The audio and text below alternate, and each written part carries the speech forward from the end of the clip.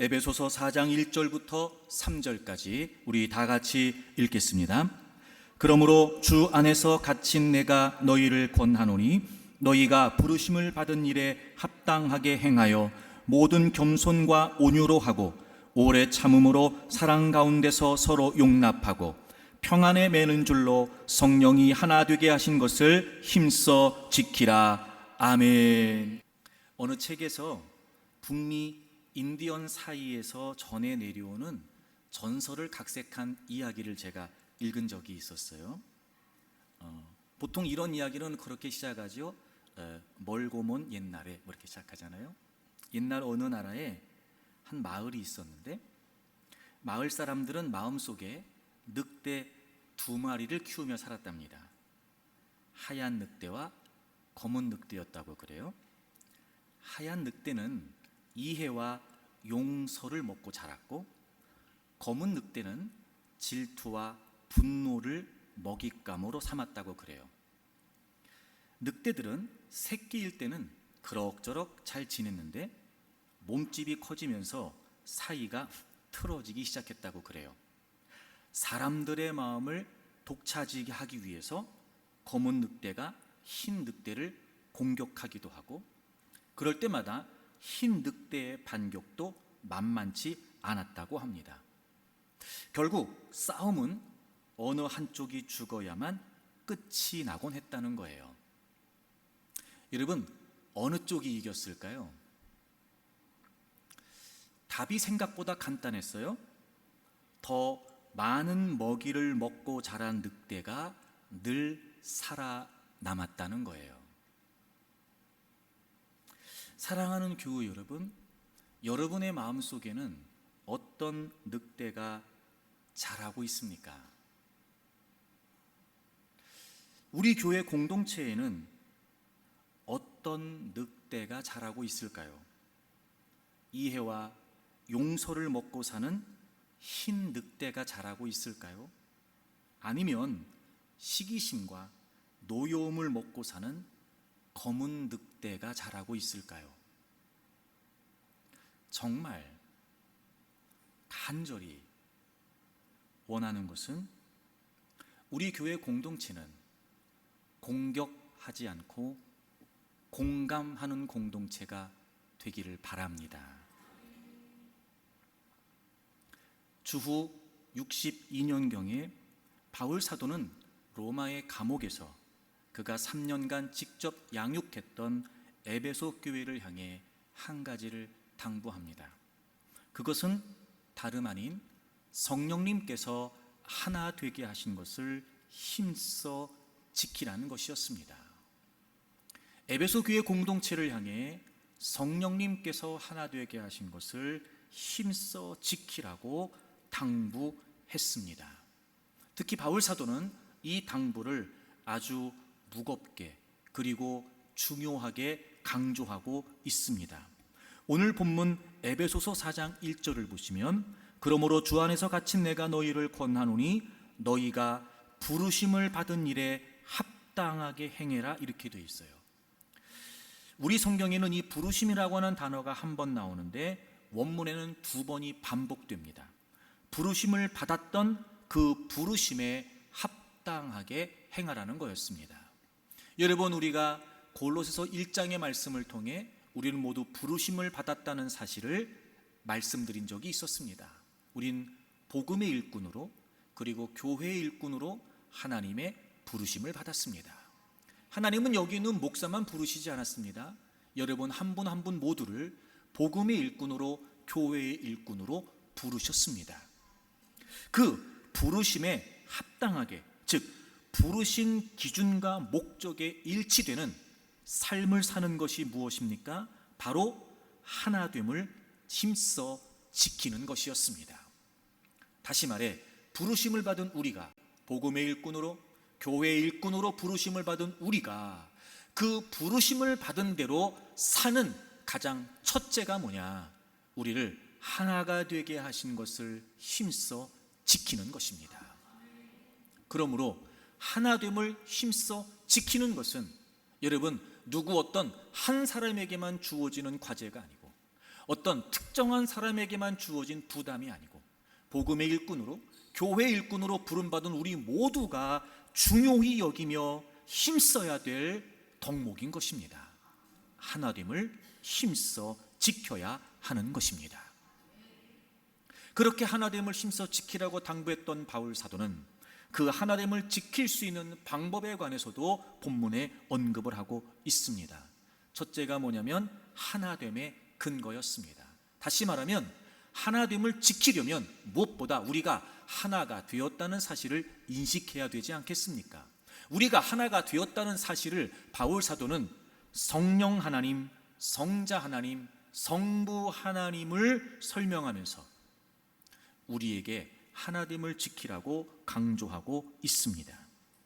4절에 보시면 한 몸, 한 성령, 한 소망. 5절에 보시면 한 주님, 한 믿음, 한 침례. 그리고 6절에 한 하나님. 이렇게 7가지가 우리가 하나됨의 근거였습니다. 그리고 그 7가지는 다시 3가지로 요약할 수 있었지요. 한 몸, 한 성령, 한 소망은 바로 성령 하나님께서 역사하신 거였습니다. 즉 4절의 초점은 성령 하나님이셨지요. 그리고 5절 한 주님, 한 믿음, 한 침례, 이것은 바로 성자 하나님 예수 그리스도로 요약이 될 수 있습니다. 성자 하나님께서 역사하신 것이었습니다. 그리고 6절 한 하나님, 바로 성부 하나님이십니다. 사랑하는 교우 여러분, 우리는 같은 성령님, 같은 예수님, 같은 하나님을 믿음으로 하나가 되었다는 것입니다. 성령님의 역사로 부르심을 받았습니다. 주님의 십자가의 은혜로 구원을 받았습니다. 그리고 만유의 아버지가 되시는 한 하나님을 우리가 믿고 있습니다.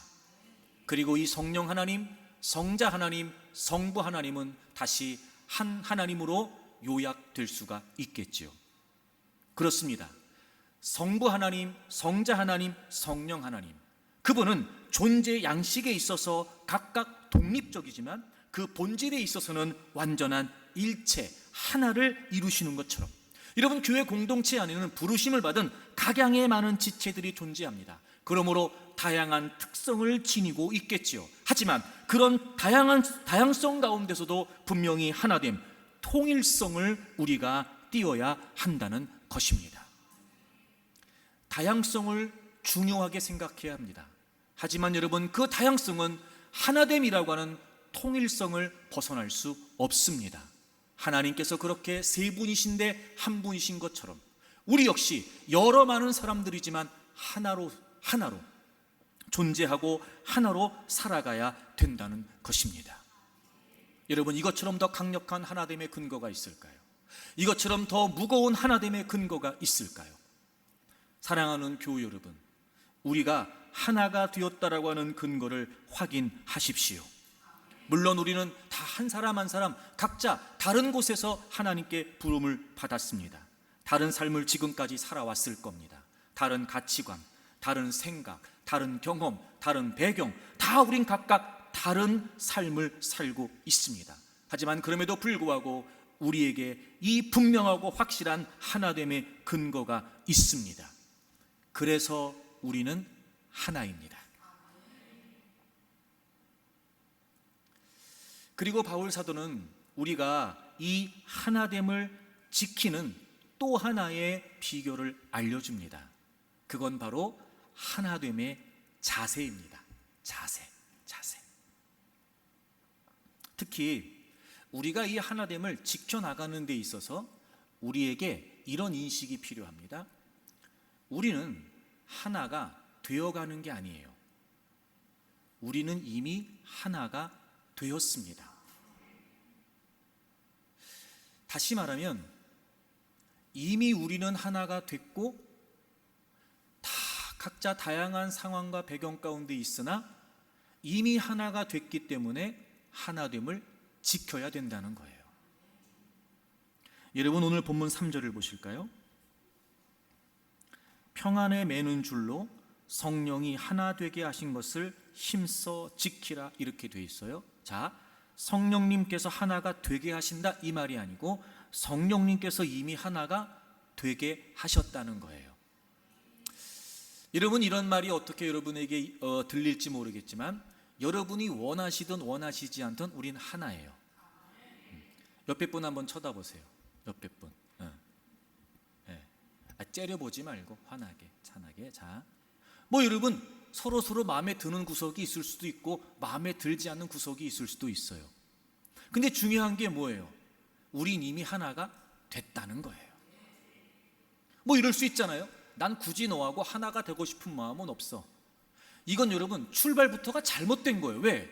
우리의 의사와 상관없이 하나님께서 이미 우리를 하나로 부르셨으니까. 이런 거죠. 하여튼 좋든 싫든 우리는 하나입니다. 밉던 곱던 우리는 하나입니다. 그러니까 이미 서로 하나가 되었다라고 하는 의식을 가지고 사는 게 우리 신상에도 이롭습니다. 이미 우리는 하나가 됐다. 그런데 여러분, 이 하나가 됐다는 거 말입니다. 앞에 보시면 이런 표현이 되어 있어요. 평안에 매는 줄로.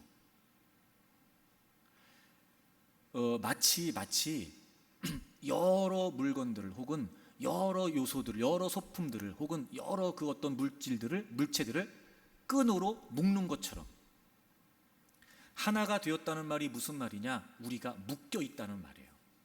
묶여 있다. 평안에 매는 줄로. 여러분, 이게 무슨 의미일까? 평안에 매는 줄. 4장 3절에 평안이라고 번역된 이 단어를 2장에서는 아주 자세히 설명해요. 여러분 2장에 보시면요, 14절에 화평이라고 하는 단어가 나오고 15절 마지막에 화평이라고 하는 단어가 나와요. 이게 동일한 단어예요. 헬라어의 에이레네라는 단어인데 이게 동일한 단어예요. 자, 평안에 매는 줄, 이게 무슨 의미냐? 여러분 11절부터 보겠습니다. 2장 11절. 그러므로 생각하라. 너희는 그때 육체로는 이방인의 손으로 육체에 행한 할례를 받은 무리라 칭하는 자들로부터 할례를 받지 않은 무리라 칭함을 받는 자들이라. 자, 생각하라는 거예요. 그때, 즉 예수님 믿기 전에 우리는 이방인이었다. 즉 예수님 믿지 않았던 사람들, 유대인이 아닌 이방인들. 그래서 그들은 할례를 받았던 유대인들에게 너희들은 할례를 받지 않은 사람이야, 이렇게 칭함을 받았다는 게 무슨 말이냐면, 하나님께 선택된 하나님의 백성들인 이스라엘 백성들과 달리 하나님의 백성이 아닌 우린 이방인이었다는 거예요. 예수님 믿기 전에. 근데 12절, 그때에 너희는 그리스도 밖에 있었다. 여러분, 그리스도 밖에 있었단 말이 무슨 말이냐면 그리스도와 아무런 관계가 없었단 말이에요. 그랬죠 여러분.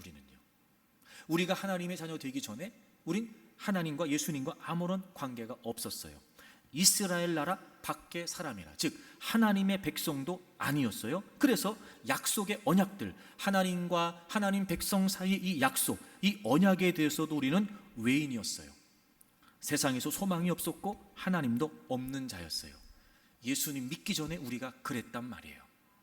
그런데 이제는 즉 예수 그리스도를 믿고 이제 우리가 하나님의 자녀가 됐어요. 이제는 전에 멀리 있던 너희가, 과거 우리의 절망적 상태, 멀리 있었던 너희가 그리스도 예수 안에서 그리스도의 피로 가까워졌느니라. 하나님과 아무런 관계가 없었던 우리가 예수 그리스도 안에서 그 그리스도의 대속의 은혜로 수직적으로는 하나님과, 수평적으로는 이스라엘이라고 일컬어지는 하나님의 백성과 이제 우리가 가까워졌다, 즉 친밀해졌다, 이런 뜻이에요. 하나님께 가까워졌고 하나님의 백성들과 가까워지게 됐고, 그것을 지금 14절이 뭐라고 설명해요? 화평이라고 설명해요.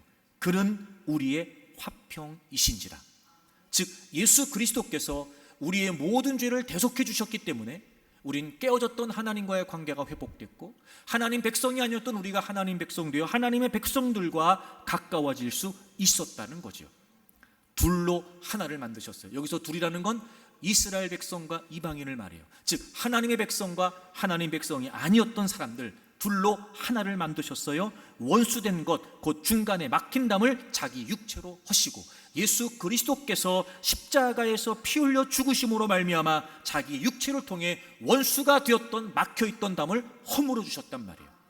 수직적으로는 하나님과 수평적으로는 하나님의 백성들과. 그리고 법조문으로 된 계명율법을 폐하셨으니 이는 이 둘로 자기 안에서 한 새 사람을 지어 화평하게 하시고. 여러분, 화평하게 됐다는 게 무슨 말이에요? 한 새 사람, 한 존재가 됐다는 거예요. 이걸 그 다음 말로 뭐라고 표현해요? 16절, 또 십자가로 이 둘을 어떻게 한 몸이 되게 하셨다는 거예요. 여러분, 한 몸 나와서 이게 뭐예요? 교회를 말하는 거예요. 여러분, 화평케 됐다는 게 무슨 말이에요? 예수 그리스도의 대속의 은혜로 수직적으로는 막혀 있었던 하나님과의 관계가, 수평적으로는 또 다른 하나님과의 백성들과의 관계가 이제 다 막혔던 담들이 허물어져서 우린 친밀한 연합을 이루게 됐어요. 하나님과 우리가 하나가 됐고, 우리가 교회 공동체 안에서 서로 하나가 됐단 말이에요. 이게 평안이에요. 이게 화평이에요. 그러니까 평안에 매는 줄로 하나가 됐다, 이 말은 무슨 말이에요? 예수 그리스도의 죽으심, 그 예수 그리스도의 희생과 대속의 은혜로 우리가 하나가 됐다는 거예요. 우리는요, 하나됨을 끊을 수 없는 이 예수 그리스도의 구속이라고 하는 화평케 하셨던 예수 그리스도의 구속 사역을 통해 하나로 묶여 있는 거예요.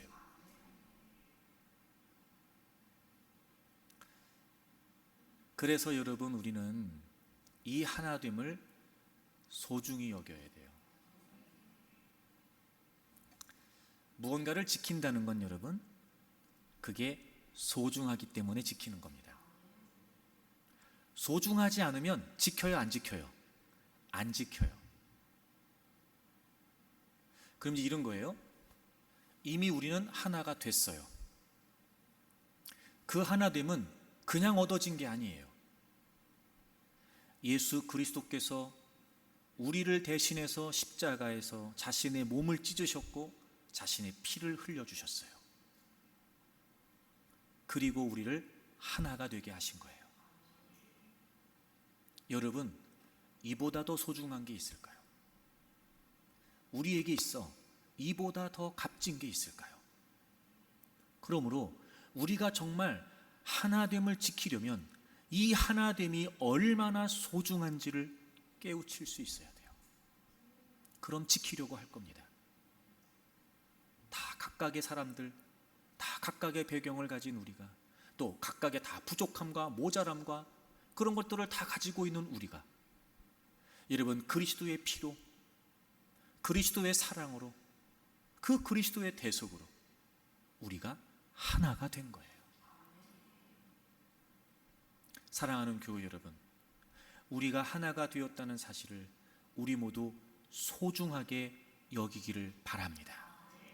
그리고 이 하나됨을 우리가 지켜내기 위해 힘쓸 수 있기를 바랍니다. 힘써 지키라고 말씀하셨어요. 제가 지난 주일에 설명드렸죠. Every effort, 모든 노력을 기울이라는 거예요. 모든 시도를 하라는 거예요. 다시 말하면 어떤 노력도 아끼지 말고, 뭐 이런 표현이 어떨지 모르겠습니다만 하나됨을 지키기 위해 목숨을 걸라는 거예요. 이런 거죠. 죽어도 하나됨은 지키겠다. 하나됨은.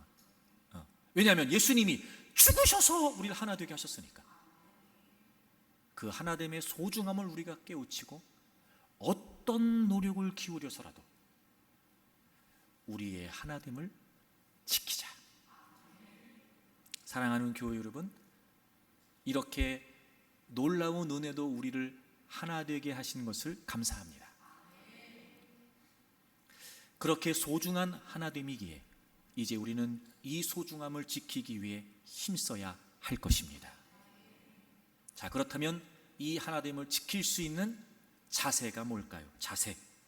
오늘 본문 2절을 보시면 모든 겸손과 온유로 하고 오래 참음으로 사랑 가운데서 서로 용납하고, 네 가지가 나와요. 겸손, 온유, 오래 참음, 서로 용납.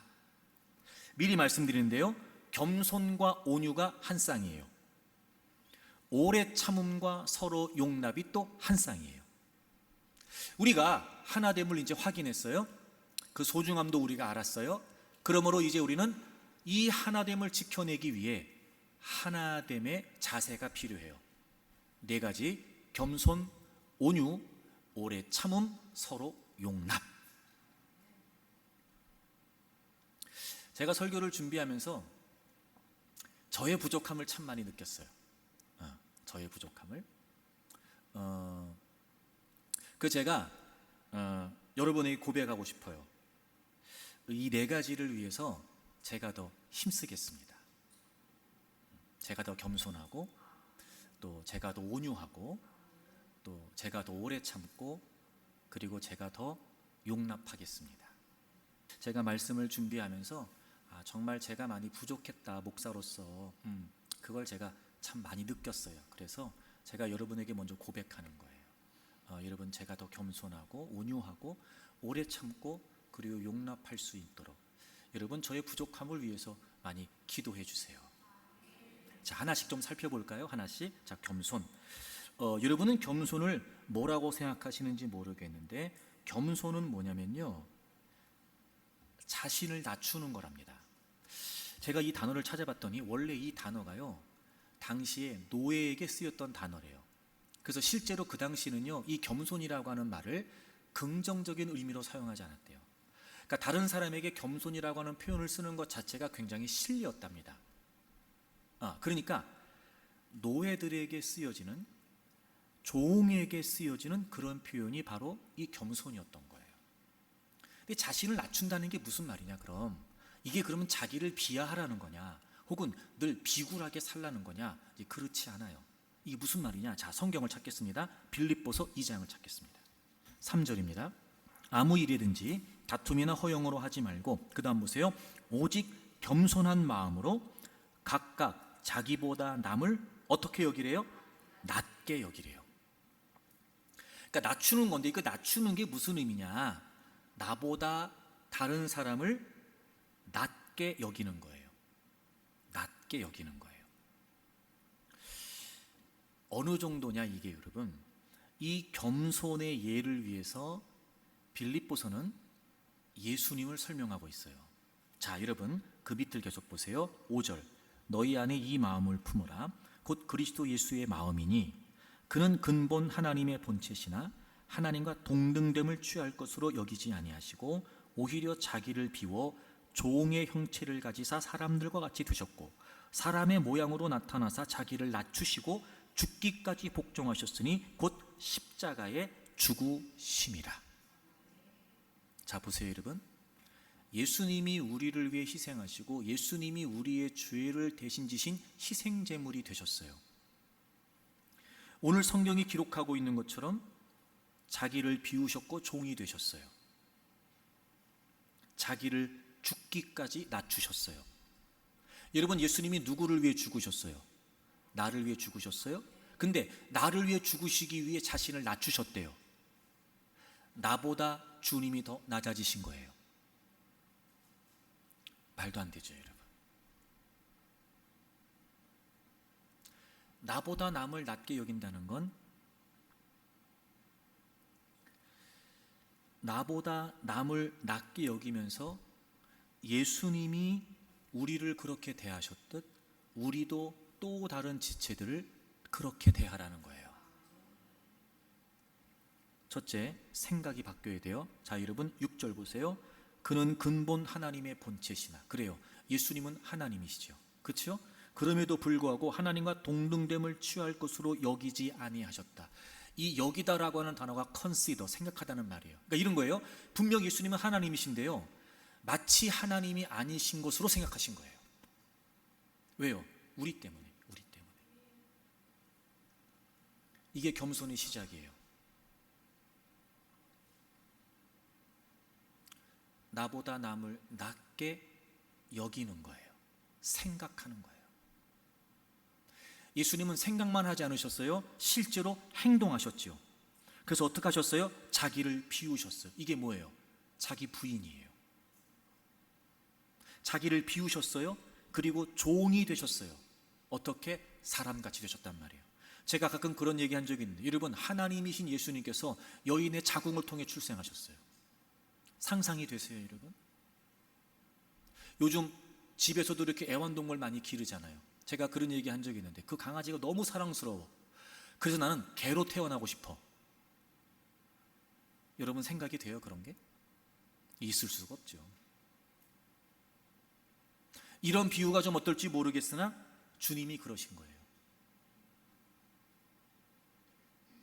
사람의 모양으로 나타나셔서 자기를 낮추시고 어떻게? 죽기까지. 그러니까 주님은 생각하셨어요. 그러니까 겸손은 생각으로부터 출발하는 거예요. 나보다 남을 낮게 여겨야 돼요. 그리고 생각만 가지고 있으면 안 돼요. 직접 행동해야 돼요. 나를 더 낮추고, 그리고 섬기고, 그리고 사랑하는 거예요.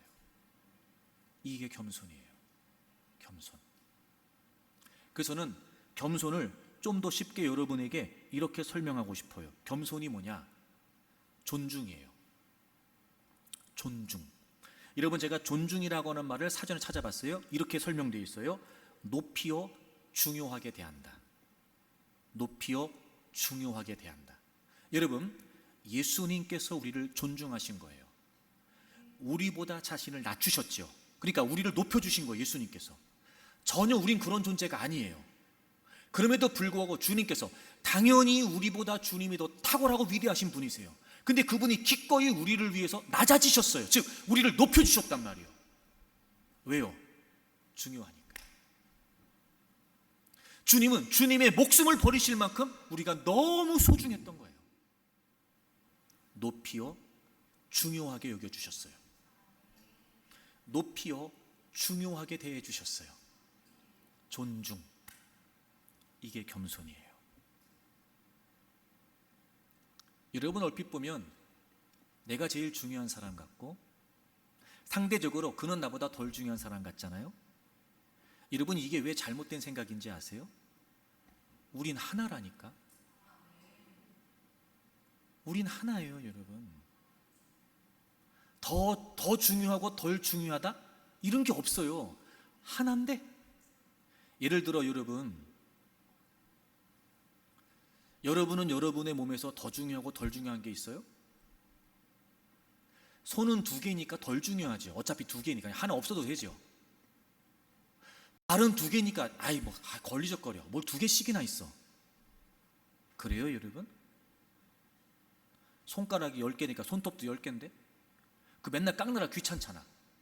그 덜 중요하죠. 그래서 많아서. 그럴 리가요.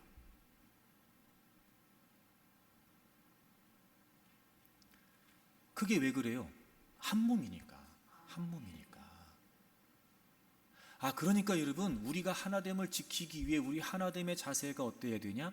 서로 존중해야 돼요. 존중.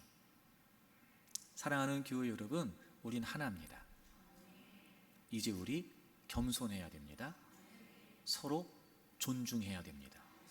자, 옆에 분을 쳐다보시고, 옆에 분 쳐다보세요. 활짝 웃으면서 제가 더 겸손하겠습니다. 시작.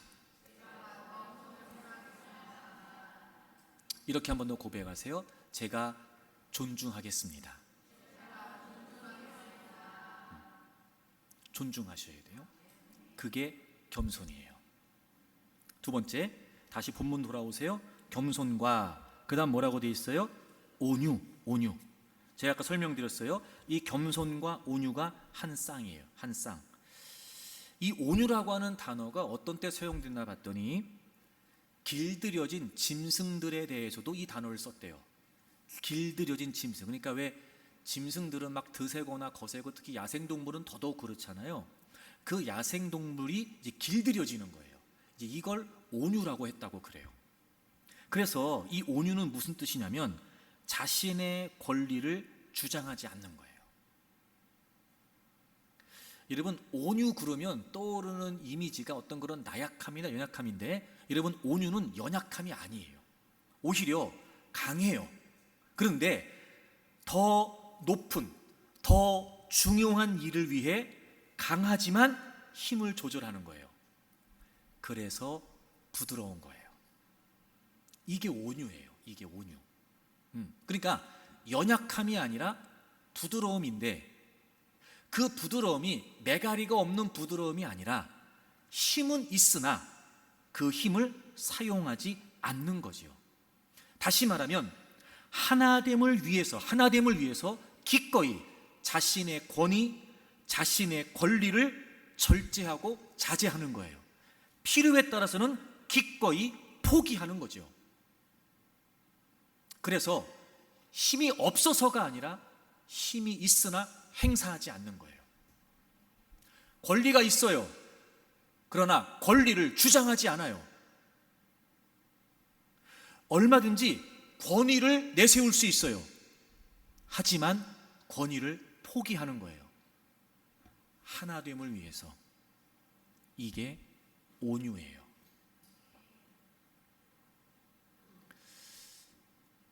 여러분의 이해를 돕기 위해 이사야 53장을 찾겠습니다. 제가 참 설교 준비하면서 좀 이렇게 개인적으로 많은 은혜가 더 됐던 그런 내용이기도 해요. 53장 7절을 보실까요? 우리가 잘 아는 것처럼 4절부터 이제 예수님의 십자가에 관한 이야기가 쭉 나오잖아요. 그리고 7절을 보세요. 여기서 그는 예수님이에요. 그가 곤욕을 당하여 괴로울 때에도 그의 입을 열지 아니하였으며. 여러분, 예수님께서 십자가에서 모진 곤욕을 당하세요. 멸시, 수치, 모욕, 그리고 실제로 육체적인 심각한 극한에 달하는 육체적인 고통을 겪으시죠. 근데 그분이요, 그럼에도 불구하고 그의 입을 열지 않으셨대요. 이렇게도 설명을 하네요. 그러니까 비유로 설명하는 거예요. 마치 도수장으로 끌려가는 어린 양과 털 깎는 자 앞에서 잠잠한 양같이. 여러분, 도수장에 끌려가는 이유가 뭐예요? 죽으러 가는 거예요. 그렇죠? 죽으러. 그럼에도 불구하고 입을 열지 않으셨대요. 입을 열지 않으셨다는 말을 2번 반복해요. 자, 여러분, 예수님께서 마태복음 26장에 보면 예수님께서 잡히실 때 옆에 있었던 베드로가요, 자신의 칼로 대제사장의 귀를 쳐버려요. 그때 예수님께서 베드로를 나무라세요. 내가 아버지께 구해서 12군단도 더 되는 천사를 보내게 할 수 없는 줄로 아냐? 그런데 내가 만일 그렇게 하면 어떻게 하나님의 뜻을 이룰 수 있겠냐? 그리고 예수님은 묵묵히 체포가 되시고 끌려가시죠. 이유가 뭐였어요? 우리 때문이었어요. 주님이 할 말이 없으셔서 안 하신 게 아니었다니까요. 주님께서 할 수 있는 게 없으셔서 안 하신 게 아니었어요. 예수님이 십자가에 매달려 계실 때 유대인들이 조롱했어요. 야, 너는 네가 하나님의 아들이라고 그러고 구원자라고 그러고 너도 구원 못하냐? 너 십자가에서 내려와. 그럼 내가 너 믿어줄게. 그렇게 주님을 조롱했어요. 여러분, 주님이 십자가에서 내려오실 수 없었을까요? 그 십자가를 다 무너뜨리고 내려오신 능력이 없으셨을까요? 주님 말씀처럼 12군단도 더 되는 천사들을 동원할 능력이나 힘과 권위가 없으셨을까요? 있으셨어요. 근데 주님은 하나도 행사하지 않으셨어요. 아무 말도 하지 않으셨어요. 왜요? 자신이 십자가에서 내려오시면, 즉 자신을 구원하시면 우리를 구원하실 수 없었거든요. 이게 온유예요. 온유. 한없이 부드러움. 연약해서가 아니라 정말 그 누구도 당해낼 수 없는 강함이 있고 권위가 있고 권세가 있지만 우리를 위해 아무 말씀도 하지 않으신 것처럼 하나됨을 위해 자신의 권위나 권리를 내세우지 않는 거예요. 그것이 온유입니다. 온유. 어떤 그 중국 교회의 이야기가 적혀 있는 책에 보니까 이런 이야기가 나오더라고요. 어떤 그리스도 한 사람이 농사를 짓고 있었어요. 자기 논에 이제 물을 대놓으면 다시 다음날 아침에 나가보면 자기 논에 물은 다 빠져 있고 옆집 논에 물이 차 있는 거예요. 이상하다 싶었어요. 또 자기 논에 물을 댔어요. 근데 그 다음날 나가보니까 또 자기 논에 물은 다 비어 있고 옆집 논에 물이 채워져 있는 거예요. 이상하다 싶어 봤더니 자기 논하고 옆집 논 사이에 수로를 터가지고 자기가 열심히 수고해서 물을 대놓으면 그 옆집 논의 주인은 그 뚝을 딱 터서 이 물을 다 일로 가져가 버리는 거예요. 너무 화가 났고 그리고 너무 분노가 생겼다고 그래요. 그래서 원상대로 다시 이렇게 돌려놓으면 또 돌려놓고 돌려놓으면 또 돌려놓고 분명히 자기는 잘못한 게 하나도 없는데 내가 수고해서 내가 물을 댔으니까 이건 내 물이 맞고 그가 잘못한 게 맞는데 희한한 건 뭐냐면 그렇게 할 때마다 자기 마음이 불편해지더라는 거예요. 오히려 화만 생기는 거예요. 다시 돌려놓고 돌려놓으면 난 어차피 내가 수고한 물이니까 너무 정당한 일인데 희한하게도 마음이 불편하고 화만 나더라는 거예요. 그래서 이분이 기도했대요. 하나님, 제가 지금 정당한 일을 하고 있는데 왜 내 마음이 불편해야 됩니까? 나쁜 놈은 저놈인데. 그때 주님이 이런 깨달음을 주시더래요. 너는 정당한 일만 위해서 사냐? 그 이상은 할 수 없겠냐? 이런 깨달음이 있더래요.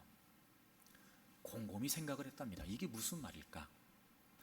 그래서 그분이 그 다음날 어떻게 했냐면 자기 논에 물을 대기 전에 옆집 논에 물을 대주고 그리고 자기 논에 물을 댄 거예요.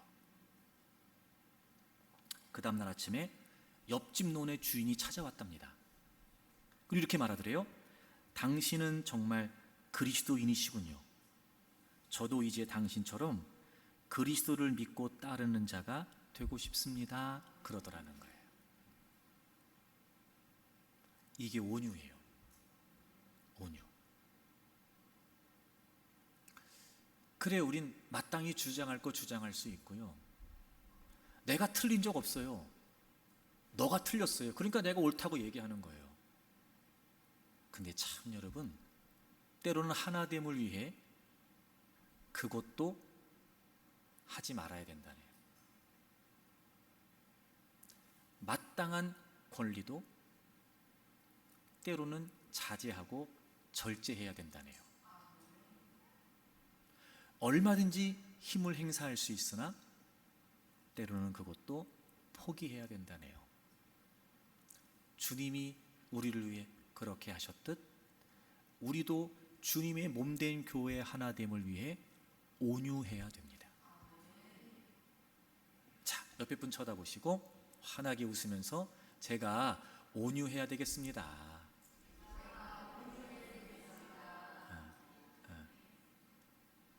자, 그 다음 세 번째, 다시 본문 돌아오실까요? 자, 겸손과 온유. 그 다음 뭐였지요? 오래 참음. 이 오래 참음은요, 뭔 다른 설명이 필요하겠어요? 말 그대로 참는 거예요. 참는 거예요. 근데 이게 다른 사람과의 관계에서 어떻게 사용되나 봤더니 보복하기를 더디하는 거래요. 이게 오래 참는 거라네요. 이런 거예요. 얼마든지 뭐라고 할 수 있어요. 그런데 참는 거예요. 참는 거예요. 왜 우리 옛말에 그런 말 있잖아요. 참을 인자 세 번이면 살인도 면한다. 그죠, 여러분? 그러니까 사실 오래전부터 이 참는다라고 하는 건 굉장히 성숙한 덕목 중에 하나였던 거예요. 근데 교회 안에서 보면은요, 이 참는 걸 못해요. 참는 걸. 여러분, 참으세요. 이렇게 또 말씀을 드리고 싶어요. 자, 로마서를 찾겠습니다. 로마서 2장 4절이에요. 혹 내가 하나님의 인자하심이 너를 인도하여 회개하게 하심을 알지 못하여 그의 인자하심과 용납하심과 길이 참으심이 풍성함을 멸시하느냐. 여러분, 우리가 어느 순간 예수 그리스도를 나의 구주와 주님으로 믿고 회개하고 주의 자녀가 됐어요. 그거 여러분, 우리가 잘나서 그런 거 아니고요. 주님이 오래 참아주신 거예요. 주님이 참고 또 참으시고 더 참으시고 언제 올래? 이제 올래? 주님이 또 기다리시고 또 기다리시고 그리고 우리가 주님 앞에 온 거예요. 그리고 우리가 주님 앞에 온 거예요. 그뿐만이 아니죠. 여러분 우리 냉정하게 한번 생각해 볼까요? 주님은요 지금도 참고 계세요. 우리가 여러분 주님 마음에 들겠어요 지금? 근데 주님은요 지금도 참고 계세요. 지금도. 그래 깨닫겠지. 그래 알게 될 거야. 아유 그럼 그래 내가 기다린다. 그리고 주님은요 지금도 우리에게 참고 계시는지도 모르죠. 제가 이 참는다는 거를 이렇게 생각해 보면서 그런 마음 들었어요. 이게 참는다는 건요 사랑을 표현하는 아주 중요한 태도 중에 하나예요. 저 이 생각 났어요. 옛날에 우리 어머니 아버지가 제가 뭐 이렇게 잘못하고 그러면 하지마 그러면서 이렇게 말씀하셨어요. 셋 셀 때까지 그만해. 셋 셀 때까지. 아빠가 셋을 센다. 그만해. 자 하나 둘. 그리고 셋을 안 세시더라고요. 어떻게 되는지 아세요? 하나 둘 반 둘 반의 반 둘 반의 반. 셋을 안 하시더라니까요. 이게 뭐예요? 참는 거예요. 너 엄마 말 들어. 이번이 마지막이야. 한 번만 더 해. 한 번만 더 너. 그거 또 해. 그럼 어떻게 돼? 그때가 또 너 한 번만 더 해봐. 너 아주 한 번만 더. 또 했어. 그럼 어떻게 해요? 너 한 번만이야. 너 한 번만. 그래요 안 그래요? 참는 거예요. 왜요? 사랑하니까.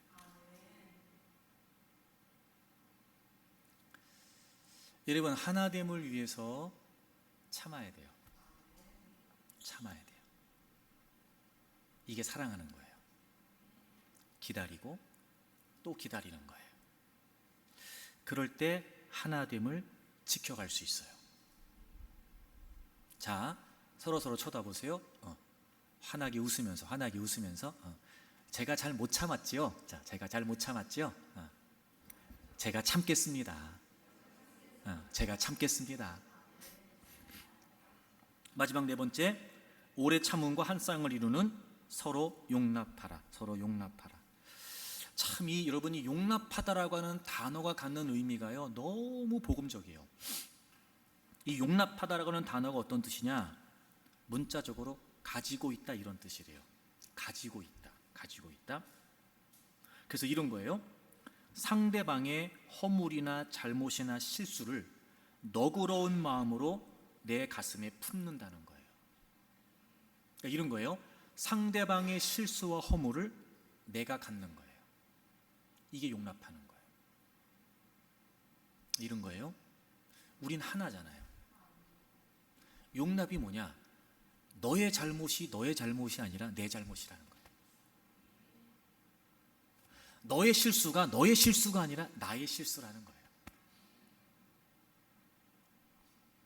자, 골로새서 3장을 찾아보세요.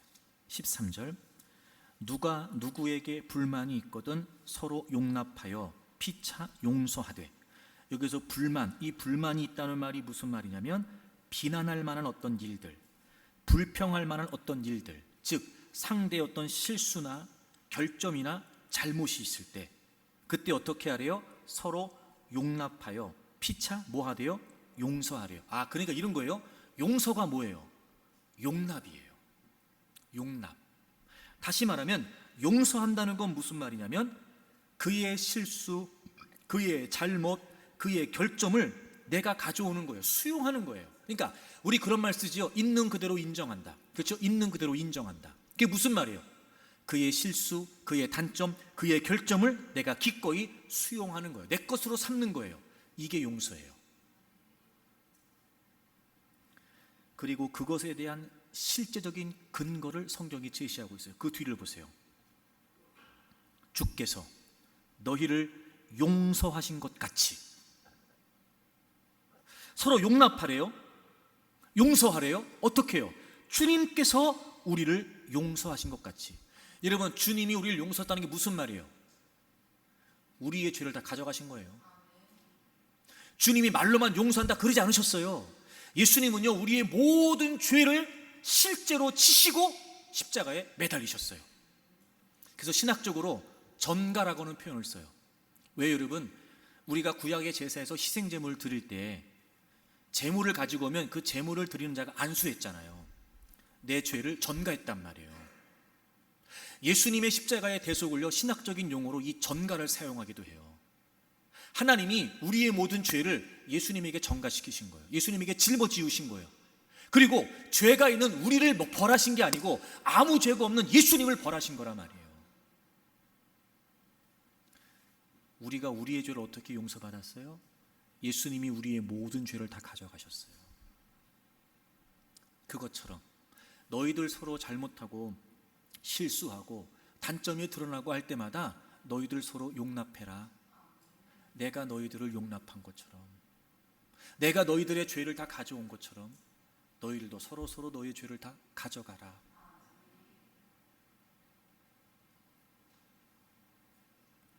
용납하라는 말이 바로 그런 말이에요. 여러분, 누워서 침 뱉기라는 말 잘 아시죠? 누워서 침 뱉기.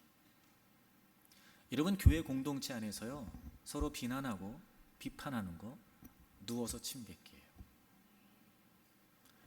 우린 한 몸이잖아요. 여러분. 우린 하나잖아요. 이런 거예요. 왼손이 오른손 욕하는 거예요. 오른쪽 눈이 왼쪽 눈 욕하는 거예요. 누워서 침 뱉기예요. 그러지 말고 주님께서 우리가 경건치 못할 때, 주님께서 우리가 하나님과 원수되어 있을 때, 죄인이었을 때 우리의 모든 죄를 짊어지시고 우리를 용납하셨던 것처럼 그렇게 우리가 서로 용납하라는 거예요. 품어주고 너그러운 마음으로 받아주고, 좀 이렇게 여러분 너그럽게 좀 품어주고, 좀 모자라고 부족한 모습이 보여도 좀 따뜻하게 이렇게 좀 포용해주고 그렇게 서로 용납하라는 거예요. 하나됨의 자세는 네 가지입니다. 겸손과 온유, 오래 참음과 서로 용납. 그런데 여러분, 이 네 가지는 이미 주님으로부터 우리가 받은 거예요. 주님께서 우리를 대해 주셨던 모습이 바로 이거였던 거예요. 다시 말해, 이 네 가지는 사실 주님의 성품이죠. 그러니까 우리가 이제 이렇게 하면 돼요, 여러분. 하나됨의 자세, 우리가 이렇게 하면 돼요. 이 모든 것들은 주님의 성품이다. 근데 성경은 우리에게 이렇게 권면하죠. 너희들이 그리스도의 장성한 분량에 이르도록 성장해야 된다. 즉, 이 말은 무슨 말이에요? 우리의 성장은 뭐예요? 주님의 성품을 담는 거예요. 주님의 성품을 담는다는 건 무슨 말일까요? 우리가 인격적으로 성숙해지는 거예요. 성장은 주님의 성품을 담는 거고요. 주님의 성품을 닮으려면 담는다는 건 우리가 인격적으로 더 성숙해진다는 거예요. 그래서 무엇보다 뭐가 필요하냐면 자기 성찰이 필요해요. 자기 성찰.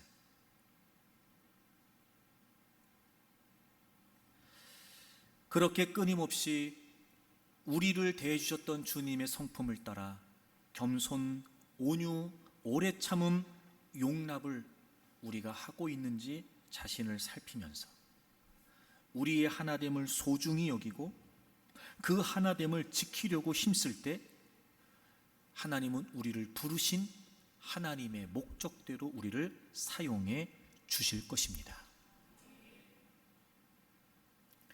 이기주 작가가 쓴 글의 품격이라고 하는 책에 나오는 자신의 이야기를 회상하는 내용이에요. 여러분도 아마 충분히 공감이 되시는 그런 내용일 거라고 생각이 돼요. 아침에 다락방을 청소하다 창문턱에 늘어붙은 먼지와 이물질을 깨끗이 벗겨냈다. 청소를 마치고 걸레를 털어내면서 나는 초등학교 시절 청소 시간을 떠올렸다. 청소가 시작되면 아이들은 몇몇 갈래로 나뉘었다. 우렁찬 목소리로 여기 먼지가 많네 라고 외치면서도 정작 빗자루질 한 번 하지 않고 입으로만 청소하는 아이가 있고, 그런 아이가 추종자가 되어 우르르 몰려다니는 무리도 있었다. 청소할 곳을 적극적으로 찾기보다 그저 선생님이 시키는 대로 피동적으로 움직이는 아이가 있는가 하면 청소를 마칠 무렵 홀연히 나타나는 녀석도 있다. 자발적으로 몸을 움직여 묵묵히 먼지를 떨고 교실 곳곳을 반짝이게 하는 아이도 있었다. 기억을 더듬어 본다. 청소 시간에 나는 어느 부류에 속했는지, 그리고 질문을 던져본다. 세월이 흐른 지금 과연 작가로서 능동적인 삶을 살아가고 있는지. 입으로만 청소하는 애들, 시키는 것만 마지못해서 하는 아이들, 하지만 자발적으로 몸을 움직이면서 곳곳을 청소하는 아이들, 아마 우리도 한 번쯤은 다 학교 생활하면서 겪어봤을 거예요. 하나님은 우리를 하나로 부르셨습니다. 우린 하나님의 근거를 확인했지요. 그것의 소중함도 우리는 알고 있습니다. 하나님의 자세도 우린 알고 있습니다. 무엇보다 이미 주님이 우리를 그렇게 대해 주셨고, 이미 주님이 우리를 그렇게 대해 주고 계신다는 것도 우리는 부정할 수 없습니다. 그리고 오늘 성경은 우리에게 권면합니다. 강력하게 말이죠. 하나됨을 힘써 지키라고요. 여러분, 어떤 부류의 지체들이 되기를 원하십니까? 말하는 건 쉽습니다. 여기 먼지 있네, 여기 먼지 있네, 이게 문제 있네, 이게 문제 있네, 말하는 건 쉽습니다. 하지만 정작 청소하지 않을 수 있습니다. 하지만 정작 그걸 감당하거나 해결하려고 하지 않을 수 있습니다. 마지못해 하라는 거 어쩔 수 없이 질질 끌려가듯 억지로 할 수도 있습니다. 하지만 누군가는 이제 말씀을 통해 하나됨을 확인했고 하나됨의 소중함을 깨우쳤고, 그 무엇보다 주님이 여전히 나를 겸손과 온유로 오래 참음과 용납으로 여겨주신다는 걸 알고 있으니, 그렇게 소중한 주님의 몸된 교회의 하나됨을 지키기 위해 자발적으로 움직이는 누군가도 있을 수 있겠죠. 사랑하는 교우 여러분, 하나님은 우리를 하나로 부르셨습니다. 그리고 교회가 교회로서의 역할을 감당하기 위해 무엇보다 중요한 건 우리의 하나됨을 힘써 지키는 것입니다. 저도 더 힘쓰겠습니다. 사랑하는 여러분, 더 힘써 주십시오. 겸손하고 온유하고 오래 참고 서로 용납하면서 우리를 하나 되게 하신 이 하나됨을 힘써 지키는 가운데 이 교회 공동체가 하나님의 영광을 위해, 하나님의 나라를 위해 복음의 빛을 비추고 땅끝까지 복음이 증거되는 일을 위해 주님이 우리를 사용하실 수 있도록, 그런 교회, 그런 공동체, 그런 우리 모두가 되기를 바랍니다.